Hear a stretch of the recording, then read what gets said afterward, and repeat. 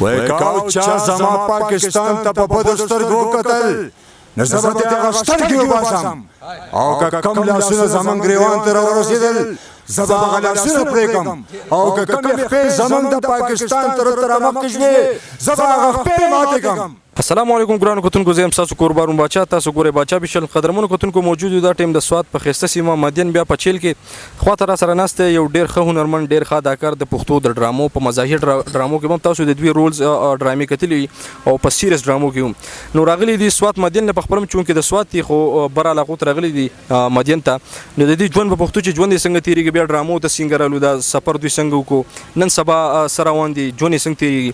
نو ګلهیدر صاحب ډېره زیاته مننه د وخت راکولو په خپل پروګرام کې درته هرکلی او سلامونه مې وکړه.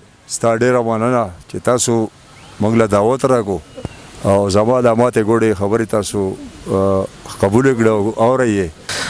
ګلهیدر صاحب دا راته ووایي چې تاسو به ډېر مینوال پیژني، ځکه چې تاسو په ډرامو کې کار کوئ نو د ډرامو په لیاز باندې به تاسو ډېر مینوال پیژني.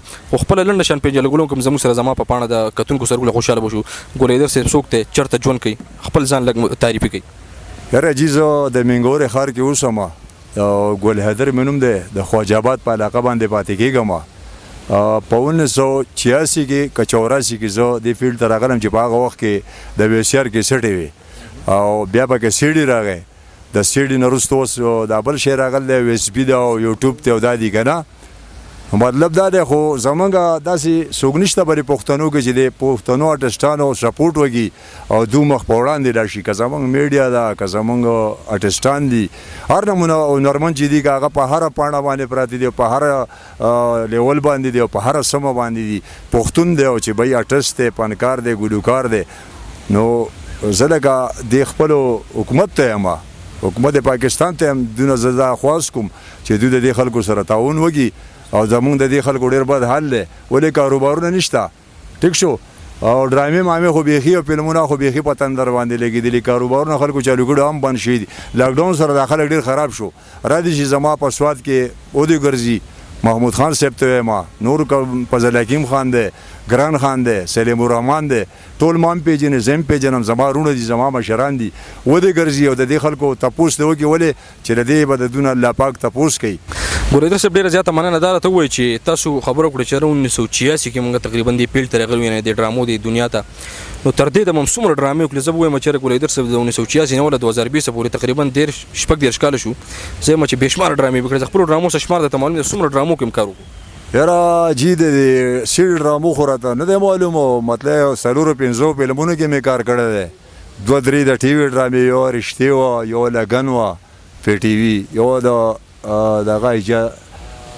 دغه سره هغه رشید ظهور سره مې کړی وه، عزیز جاز صاحب سره مې کړی وه، کاروان.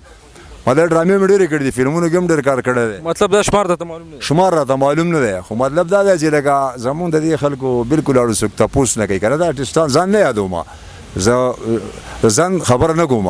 مطلب زما په سوات کې ډېر ښه نامور اکټران دي، مانادار صادق دی، ریمبو دی، هغه اکبر سید اور په ریمبو، خورشید علي، هغه بل ډراون بابا، میر حسن، ناصر شین دی. ګلهیدر صاحب ستاسو خبره په دې ځای کې اخلم. دا باقي سوال به دا بیا کوم انشاءالله. دا راته ووایي چې 1986 یا 1990 مطلب 95 یا 2000 به زه وایم، په هغه وخت کې د ډرامو کوالټي یعنې ډرامې په څه حالاتو کې ښه وې. اوس 2020 شو، موبایل یې راغلی، سی ډي ختم. مخکې به لکه داسې وشو چې چا د سی ډي دغه ډرامه به چا راوسته او بس یو کور کې به ورته په یو ځای کېناستو، په جمع باندې به ډرامه کوته. هغه سیسټم ګډوډ شو، ټي ویان لاړو، ختم شو. د هغې سره ستاسو په دې کار باندې یعنې تاسو خو مطلب د ډرامه کې څه میلاو شي نو ستاسو حالات په ټیکي که نه، نو بیا خو لکه ستاسو د څه کار روزګار خاص کر نه وي. نو هغه سیسټم لږ ګډوډ شو. هغه وخت کې د ډرامو ترتیب خو که اوس ښه دی، هغه وخت مو خوښ و که دا وخت، څه به راته وایي؟ یاره جی زما خو دواړه وخته خوښ دي، ولې چې یو سړی پوره منوسي که نه، هغه ته د وختونو حاجت نه وي. په هغه وخت کې هم صحیح او په دې وخت کې هم صحیح. خو باید دی کې داسې ډایرکټران نه ووتل چې دا شی لکه وران کو، کلچر یې ختم کو، کم د پښتو عکاسي چې و هغه یې ختم کړه، مطلب پښتو بدنام یې کړه. نو لکه زمونږ او د انډیا او د انګلیش او د دې کې څه فرق نشته. نو لکه زمونږ د پښتو کلچر به دا چې لوپټه به پر سر وه، که په ډرامه کې به که په فلم کې به خور به د ورور سره ولاړ او په سکرین باندې، نو پته به یې لګېده چې دا خور ورور دي. اوس یې پته نه لګي چې دا ورسره څوک ولاړه ده، لکه وایف یې ورسره ولاړه ده او که سسټر یې ورسره ده.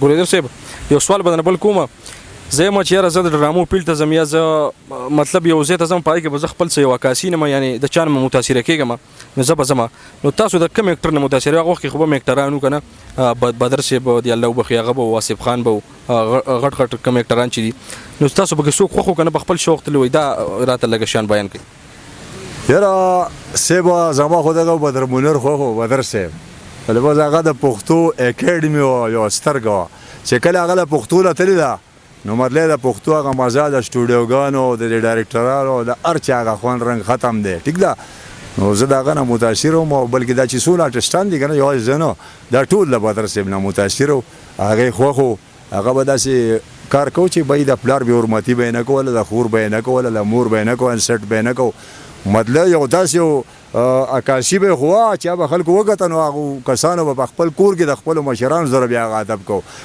وزو راشه اوس ډرامو له راشه فلمونو راشه پلار ته څه وایي پلاره د یوه خپه مې دنه کټ کړله او که بیا د ټر پر وکړو دا بله به دنه کټ کړم وړوکی یې راشي وروره په کور کې هغه سټایلونه کوي پلار ورته پلار نه ښکاري مور ورته مور نه ښکاري بدر منیر بدر و ګورېدر صاحب پروګرام راغونډو نو په اخر کې که زموږ د کتونکو سره او 14 اګست هم دی نو که څه یو ډایلاګ درته یاد وي که هغه هم راسره شیر کړی زیات به خوشحاله شو د پښتو یو ډایلاګ دی وایي که او چا زما پاکستان ته په بدو سترګو وکتل نو زه به ترې هغه سترګې وباسم او که کم لاسونه زمونږ ګریوان ته راورسېدل زه به هغه لاسونه پرې کړم او که کمې خپې زمونږ د پاکستان طرف ته رامخکې شوې زه به هغه خپې ماتې کړم ډیره مننه کتونکو دا و د پښتو د ډرامو د کار ګلیدر تاسو اورئ تاسو وکتو تر دې د مورګ خپل قربان ماچا ته اجازه د کیمرمن واجد سره په لوی اعلان سپارم د لوی الله پامان